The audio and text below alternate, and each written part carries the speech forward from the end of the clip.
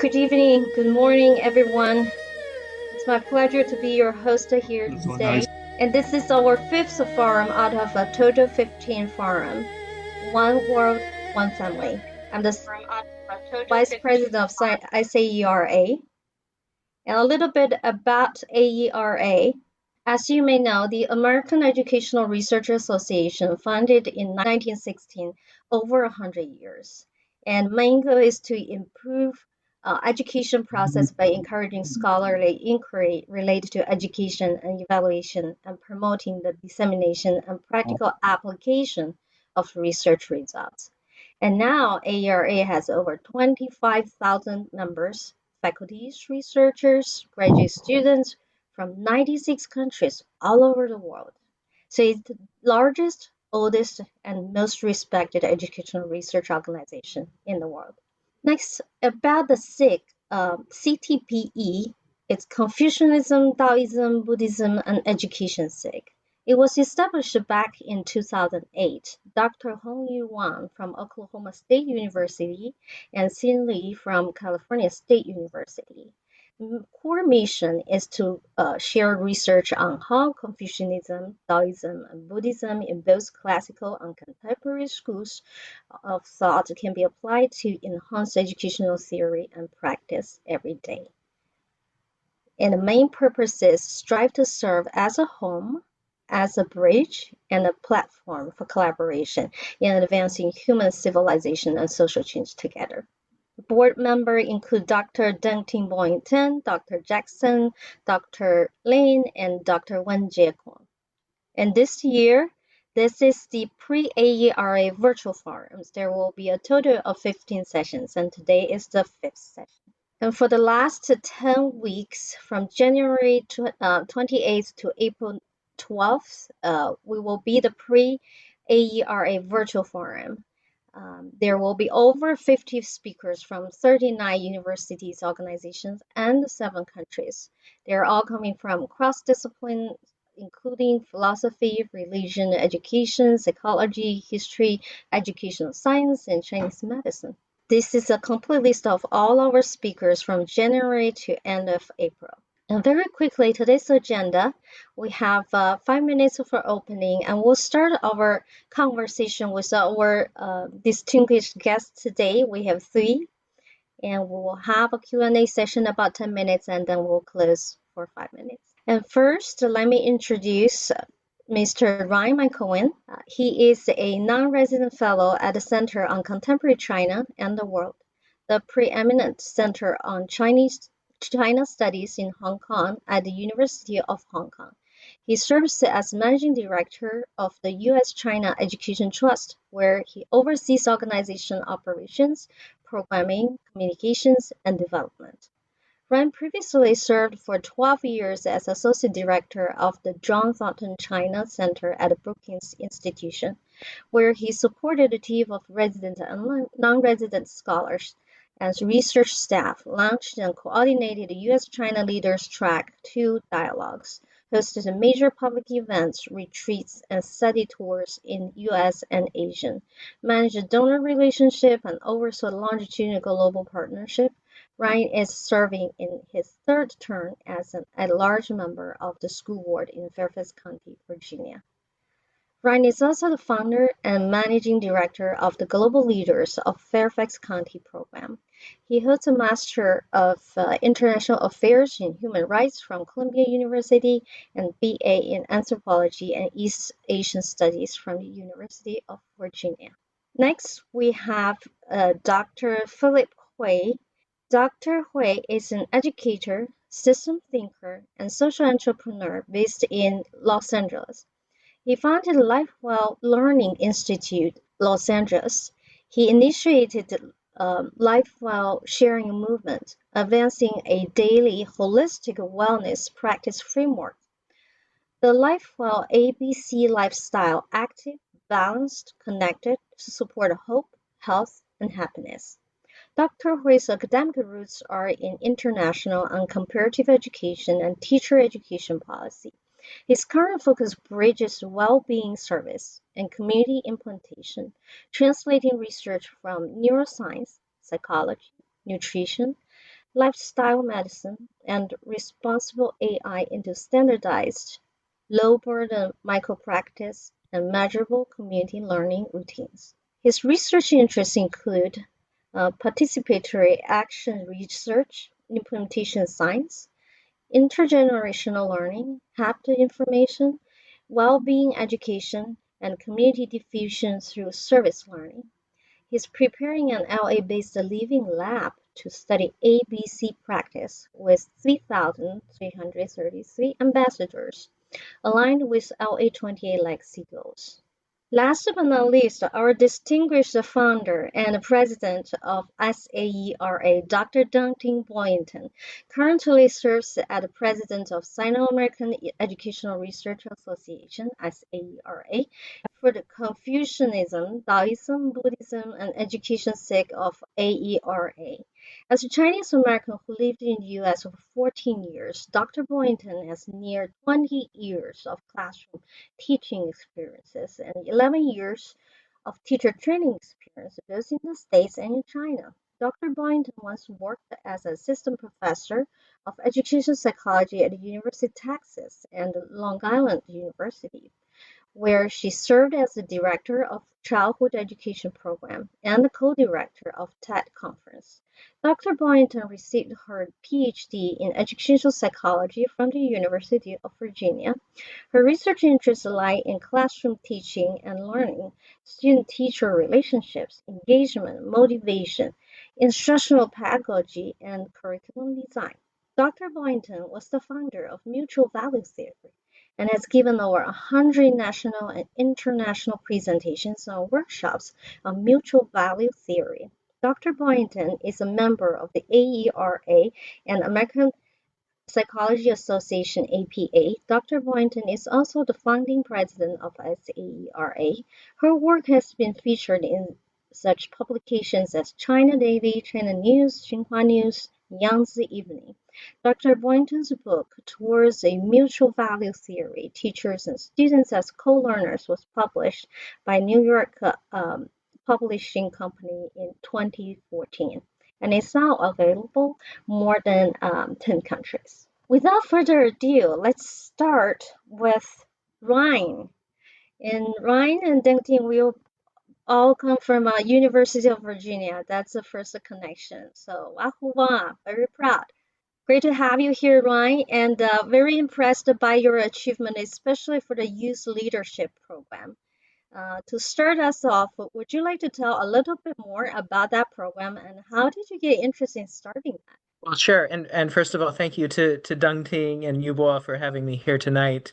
My experience with Dengting goes back about 20 years at this point, when we were traveling in China together back in the 2000s.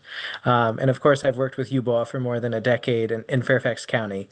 So the question about when I started my program and why. So I first got involved with student leadership as a student in the district where I serve as a school board member. And I was very passionate about student advocacy. I felt that student voice wasn't rising to the top of the school system. And so that's eventually what caused me to run for school board, right? And so by being able to serve on the board and bring that relatively recent student perspective, I felt that was very important for representation. And when I was first elected back in 2011, I was the youngest person ever to hold that office and the youngest elected official in Virginia. So that kind of gave me a stature and a place to bring that perspective to light. So afterwards, after I'd been on the board for a number of years, during the pandemic, I founded the Global Leaders of Fairfax County program, which is a very local program, but with the purpose of teaching global leadership to students. At the start, it was an effort to bring together students during the pandemic when they really didn't have much of a community. And it became a very it became a program that's grown significantly over the years, adding on different features. For example, now we offer a what's called our 17 rooms program, which is where students each are assigned to 17 rooms focused on each of the UN Sustainable Development Goals, and they undertake projects related to those goals in our local community. And that's been we've done that for about 3 years now, and it's a very engaging way to bring students into the idea of what global leadership really means. Hmm. Thank you for sharing. And being the youngest to host the school board position in and of itself says already the youth leadership. And thank you for starting that for the next generation to role model. Exactly. Doesn't have to be always the same look. And so tell us a little bit more, right? Since we talk about leadership, what's your understanding of leadership and what kind of qualities or experience you expect students would have go through your program? So when I think about leadership, I think about servant leadership, right? And so when I've served in my leadership positions, I've always been doing so in the service to others. And that's the same thing that I've tried to instill in the students that I work with. Ultimately, we are given the privileged position of serving as leaders in our community to represent other people. And in Fairfax County, what that means is we're a very big county, right? We have 180,000 students, 200 schools. It really requires a lot of listening and oftentimes putting your own perspective and views second to those of the community. So when I speak to students, it's about encouraging them to be listeners, right, and to do uh, positive things for others, right? Do the most they can for as many people as they can. Mhm. So being able actually to switch perspectives, not just your own perspective, but be an active listener, understand others' perspectives, and the listening skill, be a servant. I heard that your students actually went to China last summer. Tell us some unforgettable experience you guys had. Yeah, so I've been running a program in collaboration with an organization called the China Folk House, which is a fascinating organization if you aren't familiar with it. But it's run by someone named John Flower, who actually was able to move a house from rural Yunnan, which was going to be flooded when a new dam was being constructed, took it apart piece by piece and rebuilt it in Harpers Ferry, West Virginia. And so I've partnered with his organization to bring my students to rural Yunnan, the same place where that house was deconstructed. And so we've been doing it for about 3 years. We spend about a month in Yunnan, 3 weeks to a month, during which students undertake craft apprenticeships. So they'll work with local craftspeople on things like silversmithing, black pottery making, wood carving, door painting, so on. So students really get that experiential learning experience, and it's been a very positive experience for the students who come from all across the United States. And I think in terms of the lasting memories, I think every student will walk away with something different from the experience, just in terms of expanding their perspective and what's possible, and most importantly, I think making the people to people engagements right at the ground level, so that for the next generation, they have those connections when they run into issues and need someone to call on the other side of the Pacific, right? Ultimately, those that are coming on these trips are the leaders of tomorrow. So we need to make sure that they're gaining those experiences and those relationships. So that firm belief of people-to-people contact and being able to establish a relationship through working together on the projects, that's amazing, including your 17 classroom aligned to the United Nations goals. I'm wondering, pulling together such a huge program, have you ever encountered any challenges and how did you overcome it? I mentioned, the program started during the pandemic, and so that was a very challenging time, as any educator will remember, about keeping students engaged. But what I will say is, it made them captive audiences, right? Mm-hmm. They were stuck in front of their computer screen. So if you gave them content, they would absorb it. And I actually have found that, you know, contrary to many studies that showed that students lost learning during that time, those that were engaged, right, were learning more than those now, right? It's very hard for me to motivate my high school seniors when they have many other distractions. But when they were stuck in the pandemic in front of the computer, they were very much engaged.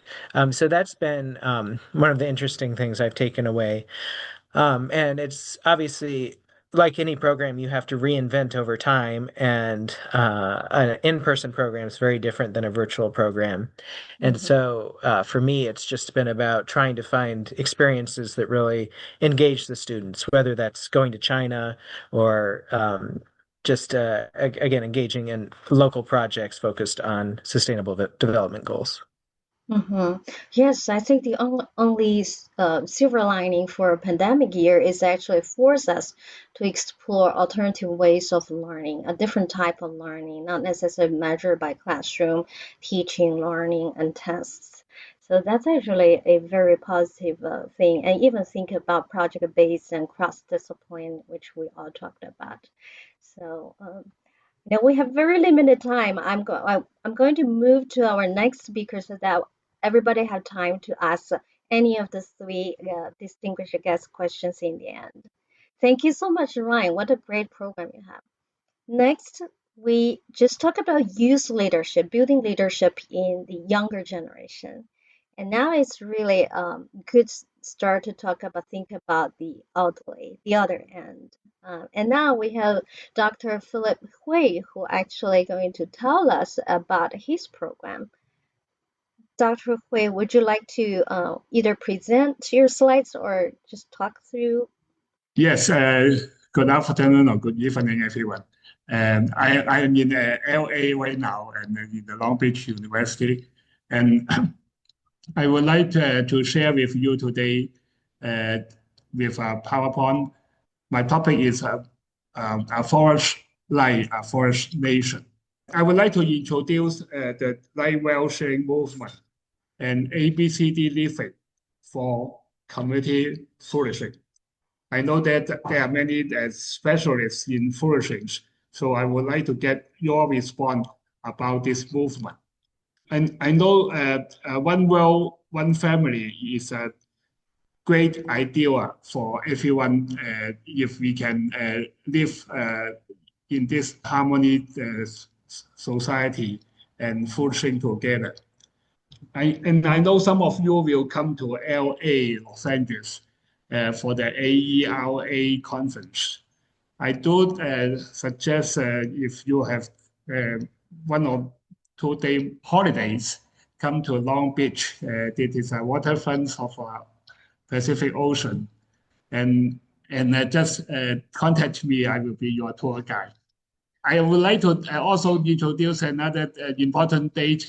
Please note it down. That is 2028, July 14. You are welcome to visit Los Angeles again, because that is the time for Olympic Games. And this is the first time Olympic Games have hosted by LA. And that is related to our movement.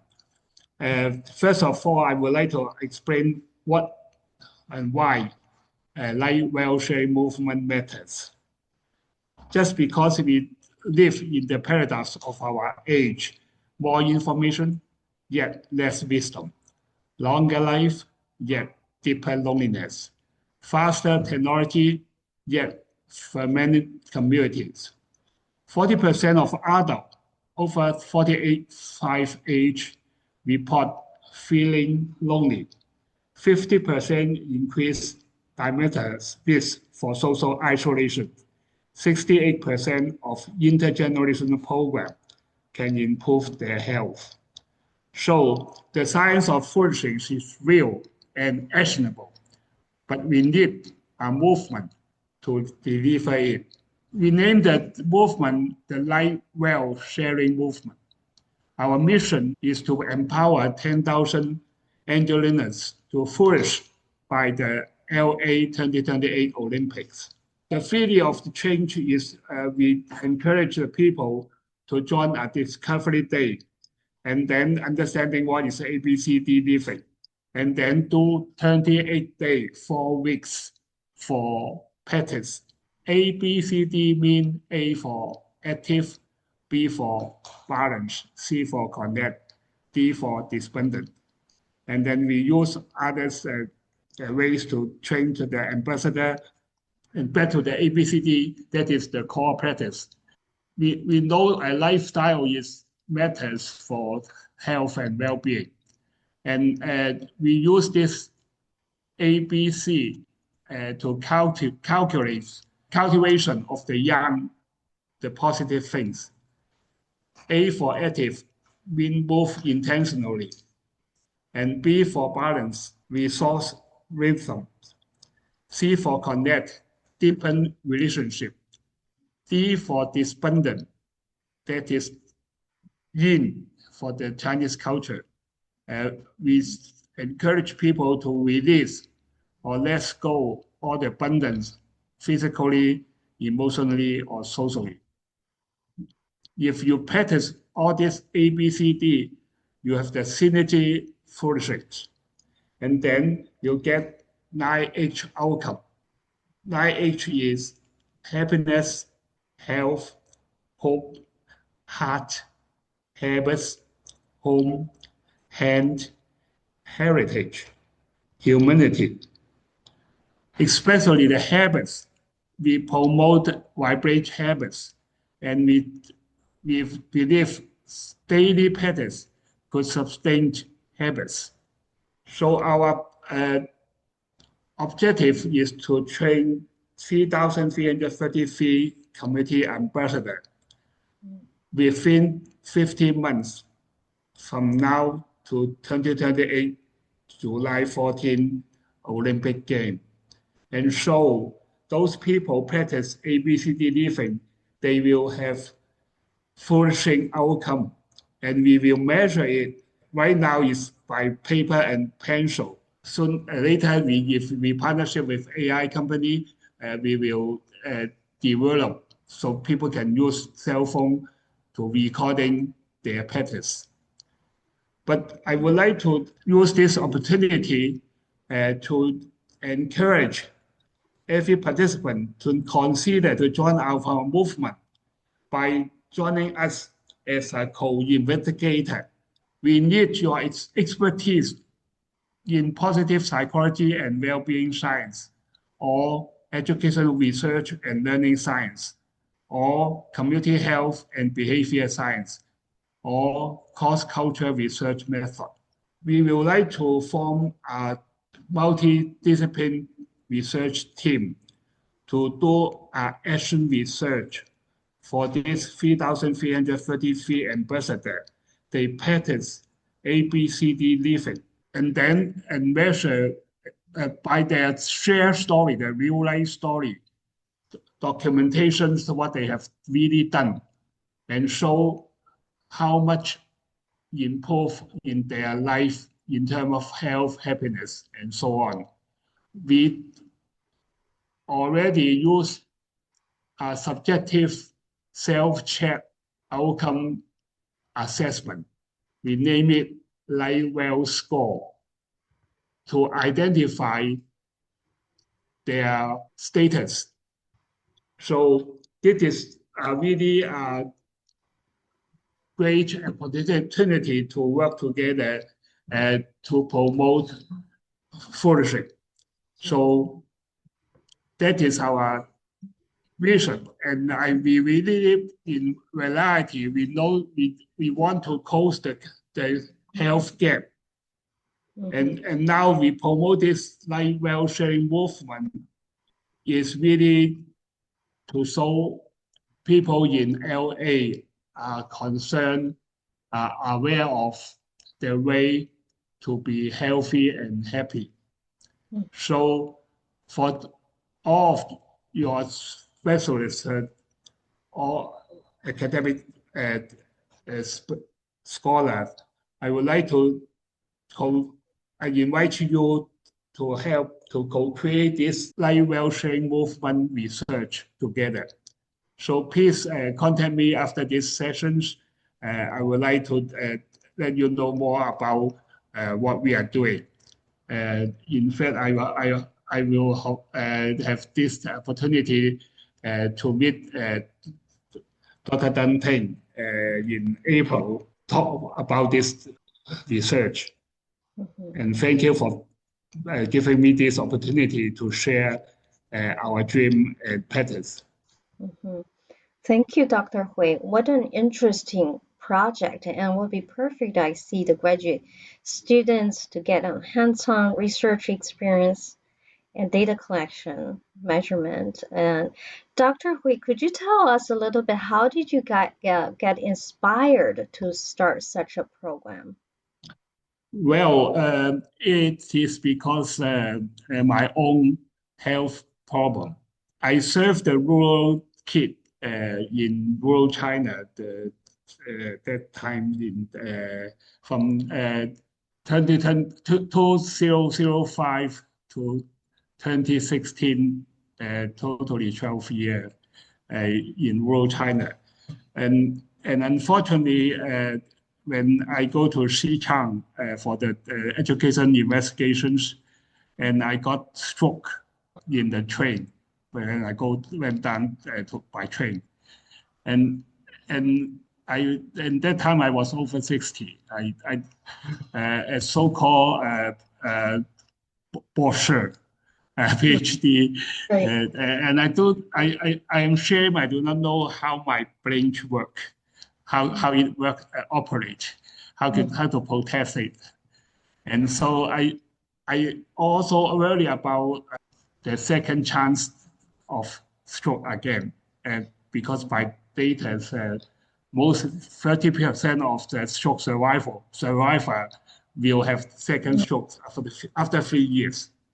So I want to dig in depth about neuroscience and all this lifestyle and medicine, all this health problem, forced me jump out of the education field to the health field. And then because of the COVID-19, I really get the chance to study online.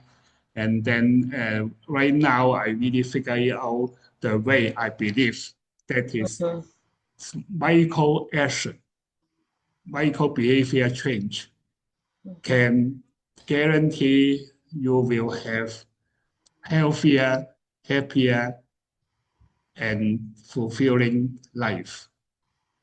That's why I promote ABCD living and promote Lifewell sharing movement. And the ABCD together aligned with yin yang, which is very interesting. And so, of all your 3,333 ambassadors, what's the age range of the ambassadors? One of the breakthrough of this movement is intergenerational learning and service. As you know, our education system divide the learners by age group. So in the university, now I'm in the OLLI, Lifelong Learning Institute, and all the participants are senior. And in the next classroom, that is all young people learning the fancy things. But how come we could not learn together? And they need to know our life experience as wisdom, right? But that kind of breakthrough we would like to make, and that means our program ambassador training or 28-day challenge, we would like to recruit cross-generational people, and especially for young adult and senior. We try to motivate the senior go to the young adults classroom or community setting to learn and work together. because social isolation is a great problem, as I mentioned in the PowerPoint.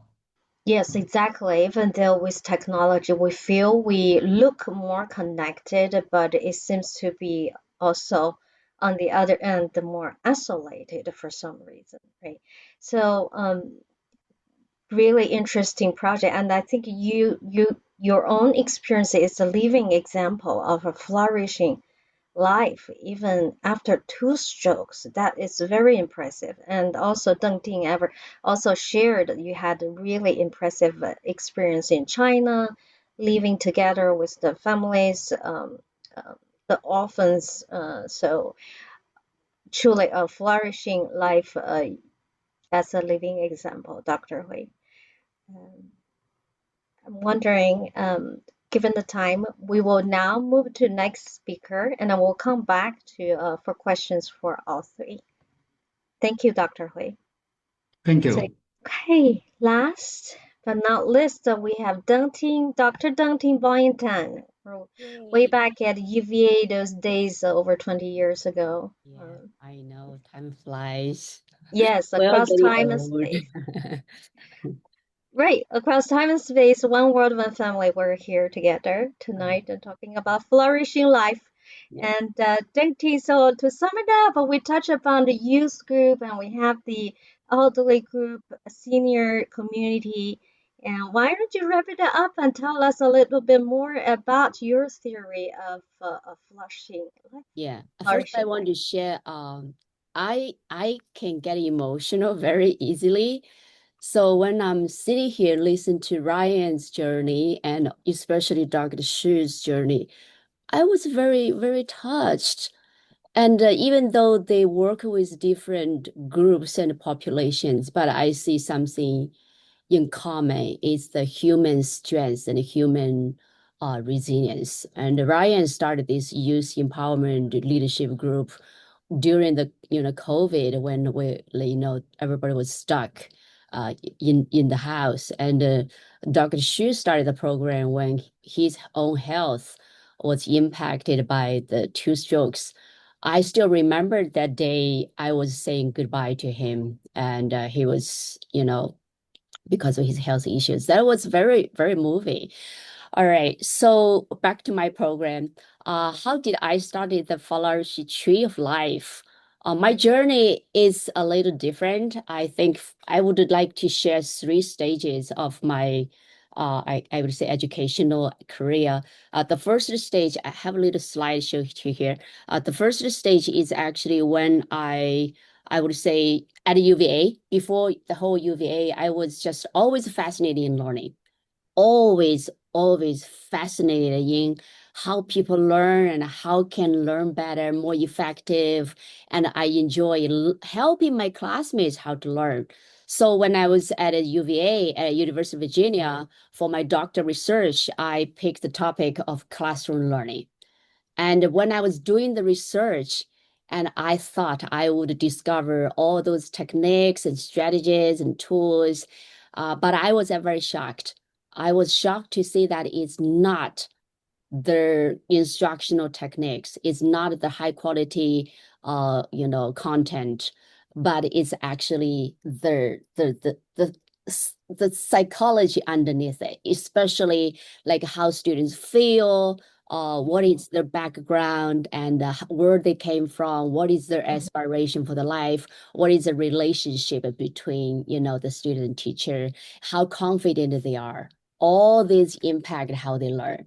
So that's how I developed my dissertation, mutual value theory. Mutual value theory is actually how we feel about ourselves, about the other, and about the course in general, right?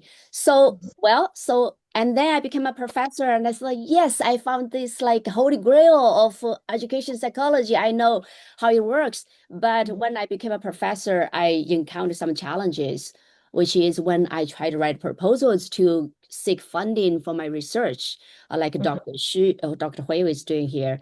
But I was constantly judged, rejected, discouraged.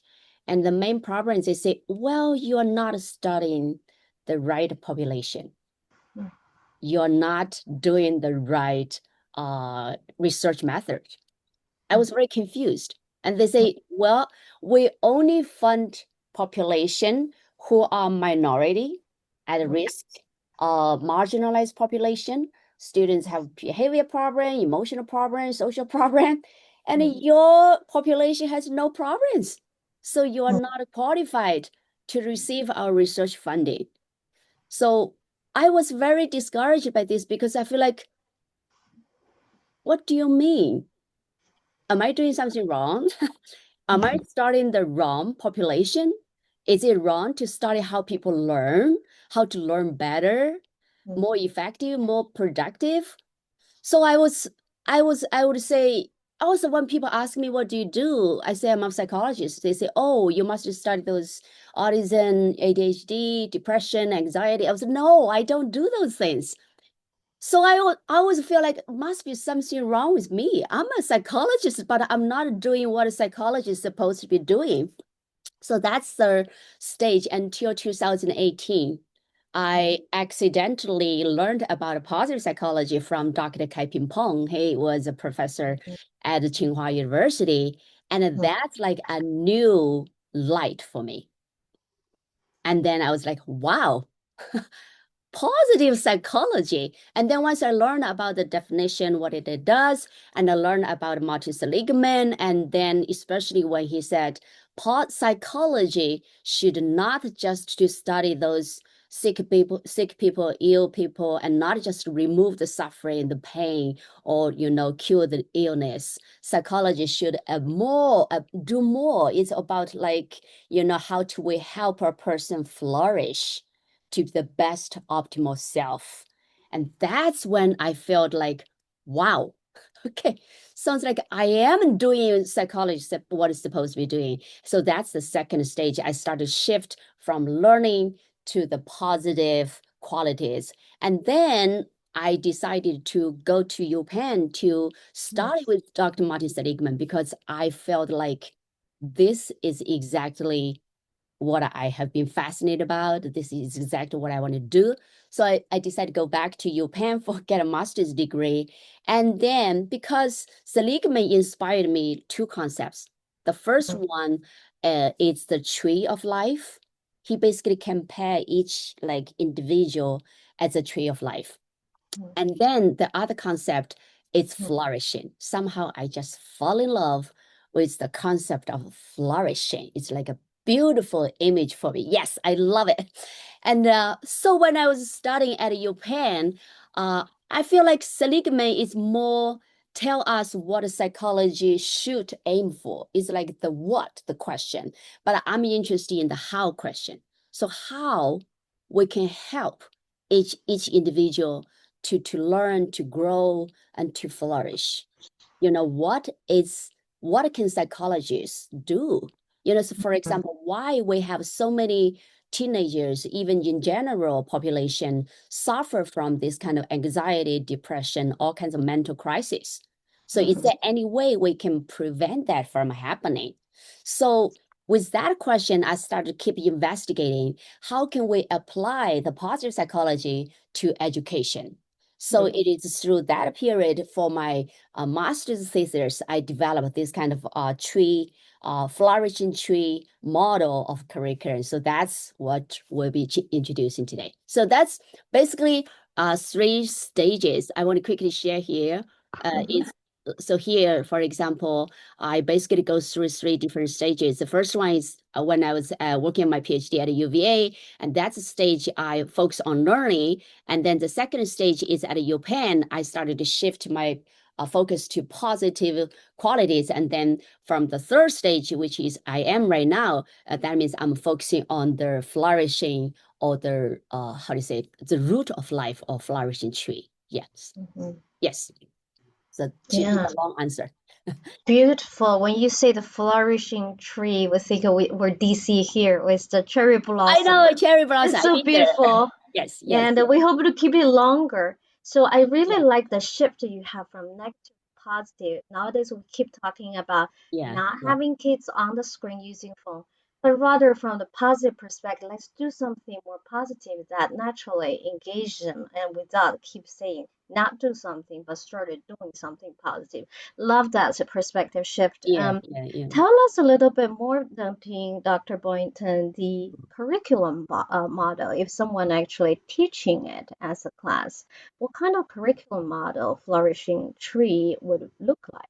Yes, I was eager to share because, so for example, like I asked that question, like how can we help each individual flourish? I'm a mother. My daughter is 16 years old. I know Ryan has 2 kids, right? So that's the question I'm constantly kind of reflecting. What can education do? What should be our curriculum like? So to answer that question, what should be the curriculum like? I want you to look at this, the seed here. So if I want you to, Yubo, I'll give you this seed. I say, hey, Yubo, I'm going to give you a seed. Can you take good care of it and make sure the seed will grow to be the best plant ever, the flourishing plant ever? Can you do that? What Yeah, will be the first thing you need to do? yeah. Grow the cherry tree in my backyard. So you need to find out what kind of seed it is, right?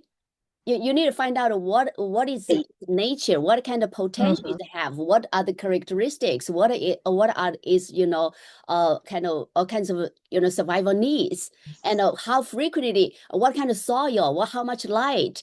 So the first thing we need to do is basically we treat each life just like this. So it's like a tree. So in order to, for each individual tree, I am a tree of life, you are a tree of life. Dengting is different from Yubo, from Dr. Hui, and Ryan is different from us. So we have to find out what each tree, each seed is like. So in order for the tree to grow and flourish, we need to find out what kind of soil to prepare. So that is one curriculum. And then we need to identify what kind of seed it is. And then we needed to see what kind of stem, and then also leaf, and then flower, and then the fruit. So what does this all mean? So for example, the soil is basically the environment. So for example, our family background, right? Our classroom environment, our school environment, like Ryan was talking about, why would you take the students to China? Because it's a young environment changes, right? The whole culture changes. That's the soil. And then next one is the seed. The seed is basically to help the student find out who they are. What are the passions? What are the needs? What are the potentials? What are the dreams and goals? So, and the third one is the stem. The stem is like the path, the way, how to get there, how to help them become who they can possibly become. So that can be referred to methods, approaches, or ways or paths. So, and then leaf is the capacity. So for me, the purpose of education is to help each individual develop those capacities. So for example, each kind of like, your strength, your qualities, your virtues, your skills, those are all leaves.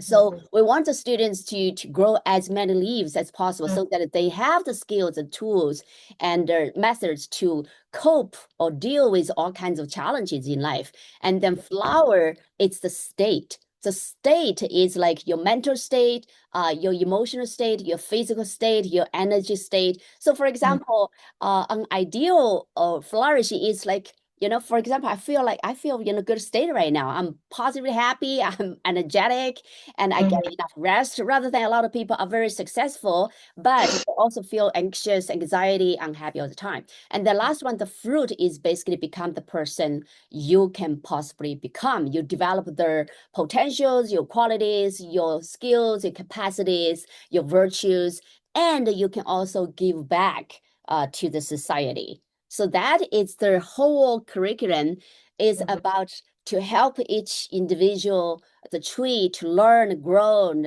flourish. So here is the curriculum. You can see we have the K-16 level. So for example, grade 1, term 1, we will focus on starting from the root. So starting from the positive attitude, we're going to train them acceptance and reframing, a sense of agency, optimism, growth mindset, great resilience, self-awareness, self-knowledge.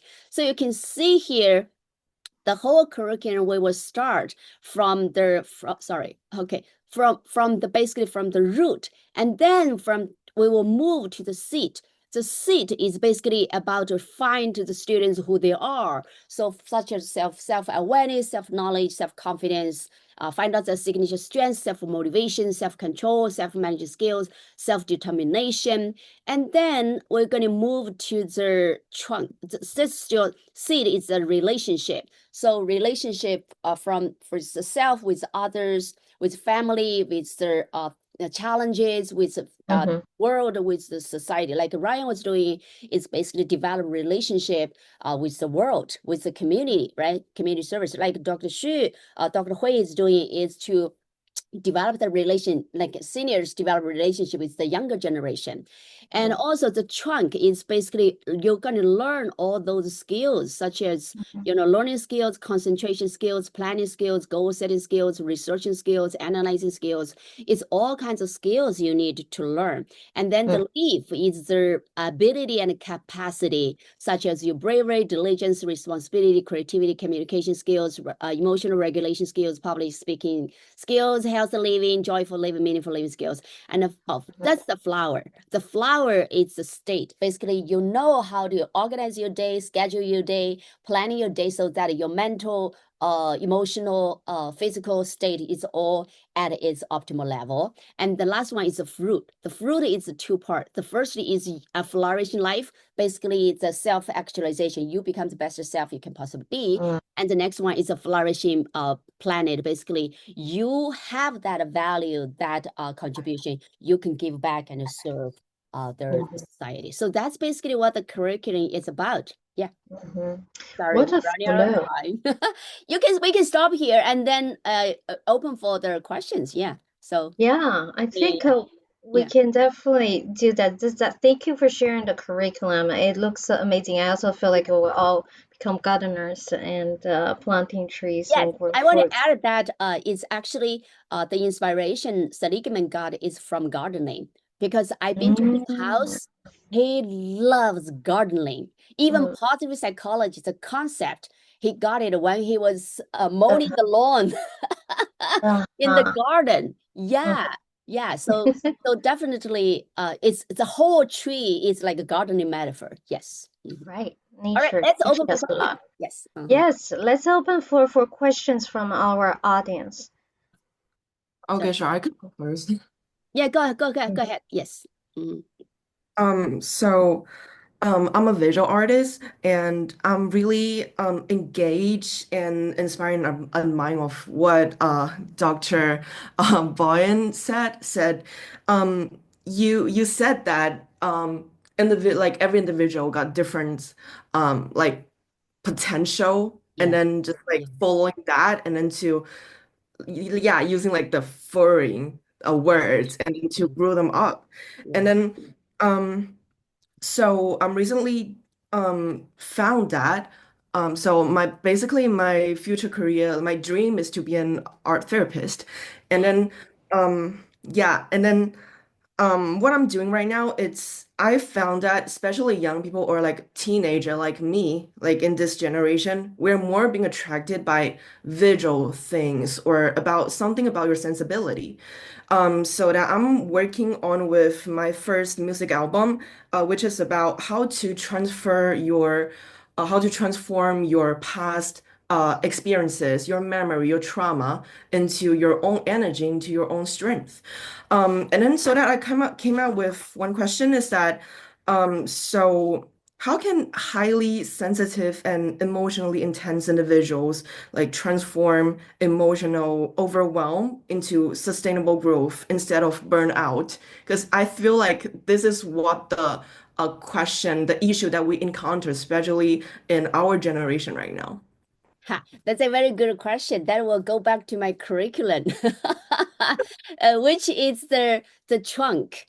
The trunk. If we look at this whole curriculum here, it's like the tree here, right? We have the seed, we have the root, we have the trunk, and then we have the leaves, right? And then we have the flowers and the fruit. And the trunk is basically so that's the problem with the traditional psychology is we do not teach those capacities. We do not train them I those agree with skills. that. We just expect them to be calm and be smart and be irrational. No, we need to train them. Like even my daughter here, like sometimes, she get upset and then we say, oh, don't get upset.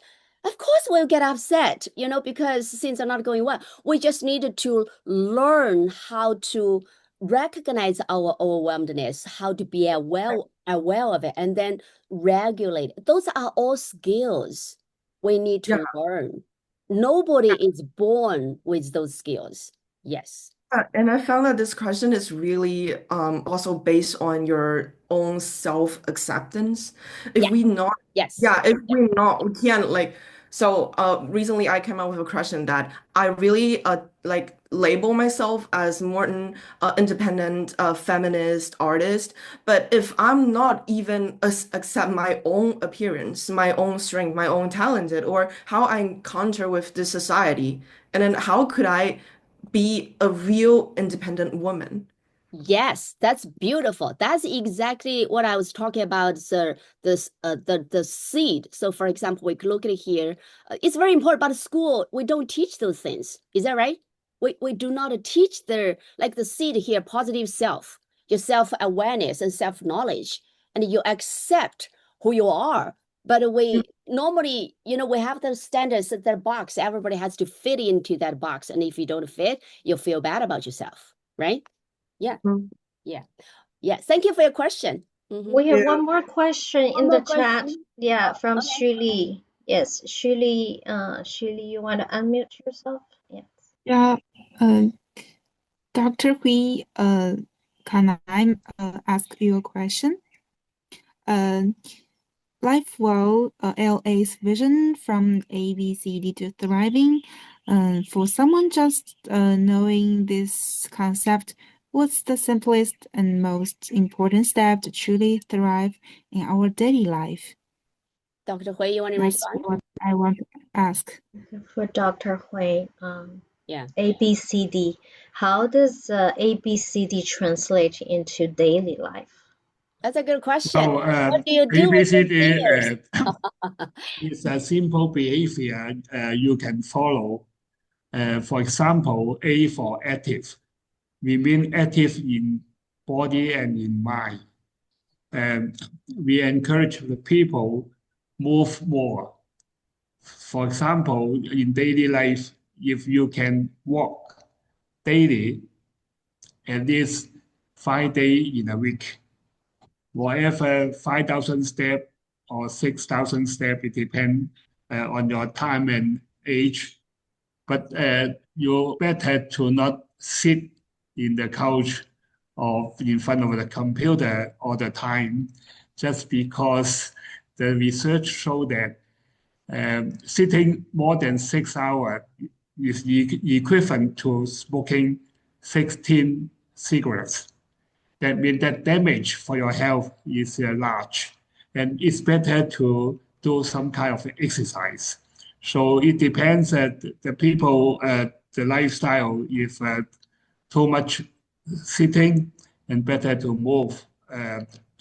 For our program, we suggest half an hour. You just stop your hard work by brain and do some kind of physical stretching, breathings, even meditations, whatever you like to do, or Chinese like Tai Chi, Qi Gong, and just take a break and do this kind of exercise, and that is active. And BCD also very simple. We have all the lists for the 7 day or 28-day challenge. Anyone would like to get this recommendation, just email me. I can send to you. I have a quick question for Dr. Hui is how do we deal with this kind of mindset like ageism? Like some old people feel like, oh, I'm old. I cannot move. I don't remember things. I don't have the energy to do things. So that's my mom actually. because she my brother and sister think she's old, she cannot move. Let me do this for you, let me do this for you, let me do this for you, don't move. And then she become weaker and weaker, and they said, of course she will become weaker and weaker. Any normal people, you sit still, your muscle is going to shrink, right? So Yes. get her move. And they say, oh, she's old, she cannot do it herself. So how do we overcome that kind of ages? And I am old, I cannot do Yeah. things anymore, you know? Yeah, it is really the variety. It's not easy to change the mindset or belief of people. That's why we have a self-assessment of your own belief in physical, social, cognitive, spiritual, six dimension of wellness to show that graph Yeah. on your own belief system, Yeah. and then you adjust that system. Yeah. So that kind of things, uh, we encourage people to do one thing that is your best possible self. Then Yes, here we everyone go. in positive psychology know this exercise. And when old people, for example, they are only 75, and he or she imagine what he looked like when he or she will be 90? And then think about the best possible you, what ideal self, and then and let me think. Okay, I believe even I am 90 years old, I still can go to traveling, carry that 50 pounds luggage, put up in the airplane. That kind of things, that is your benchmark. I need to do Yeah. all these strange training because I have that ideal self. I can independent to go to traveling because I need to carry a heavy bag. Right. Then that is the motivation, and then you will change your mindset, and then you will like to do it according to these micro actions. Yeah. So that ideal self or best possible self is very important. Just like the people, if they want to do the surgeons, then they need to see their mirror. Who am I? What am I look like? What all this, right? Yes. I'm going to join your club when I'm 65. So Mindset. Yeah. We will have one last one more question. question. Yes, yes. Yes, one more. Zhu Hong, you can open your mic. Hi, I have a question for Mr. Ryan. I'm interested about his study tour program in China. So I was wondering, how do you recruit or select your students for this program? And have you ever considered bring Chinese students into your program? So Thanks. it's a Brian, great you got more question. business now. Yeah, it's a great question, Juhong. So, how do I recruit students? So the students are really come from multiple places. As I mentioned, I have a program, a global leadership program that has 130 students. So they're drawn from that program, but also from around the country. So they come from different schools. Many of them will have done camps, for example, at the China Folk House or other places, and that's what's gotten them interested in working with us. But we do a public recruiting. Anyone can join the trip.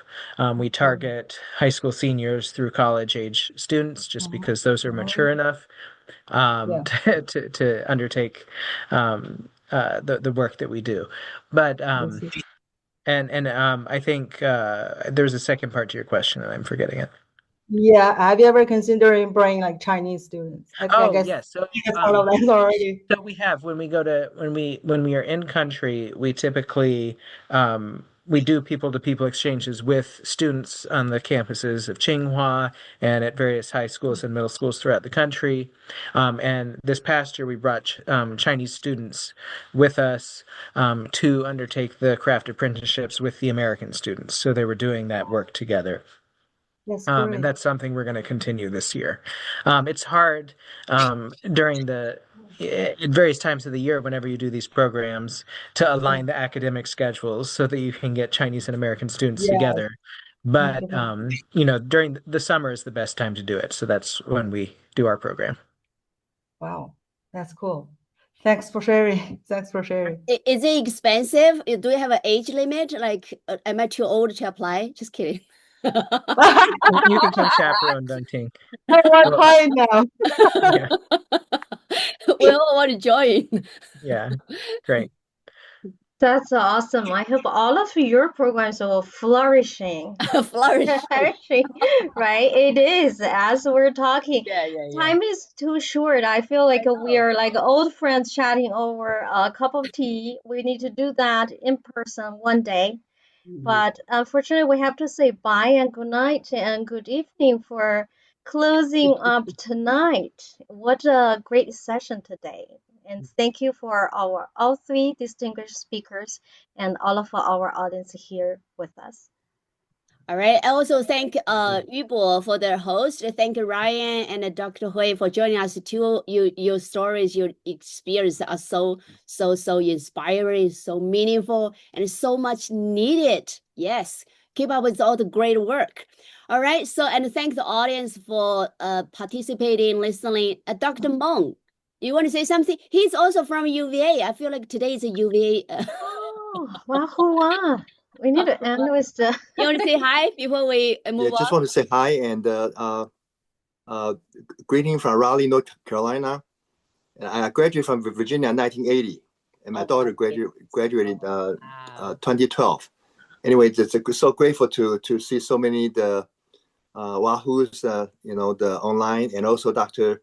Hui. Thank you for your inspiration and how you have demonstrated that because your lifelong aspiration for learning, you are so resilient. I remember having a conversation with you, probably 6 years ago, even and before that, yeah. And anyway, thank you so much for the great inspiration that all of you share. I'm very grateful to be part of it. Thank you for supporting us. You're our 师兄, 大师兄 of UVA. Yes, it's amazing. All right, thank you so much. And next, before we end, I'm going to have several quick announcements here. So for next week, it's going to be Dr. Karen Wu from Utah State Board of Education and Dr. Adrian Blumenthal from University of Denver and Liz Jackson from University of Hong Kong will be the moderator. They will be talking about infusing Confucian values into teaching evaluation. Sounds like a very interesting topic, and these are more future. We have a lot coming up. All right, so I'm not going to go one by one. Several announcement is let me see. It's the Chinese Society for Education. They do have coming up soon. The proposal is March 1st. So if you plan to attend that conference, have your proposal ready. Camera on. Say hi. All right. Thank you very much. Till next time. Hi, thank you. Oh, I see Shili here. Okay.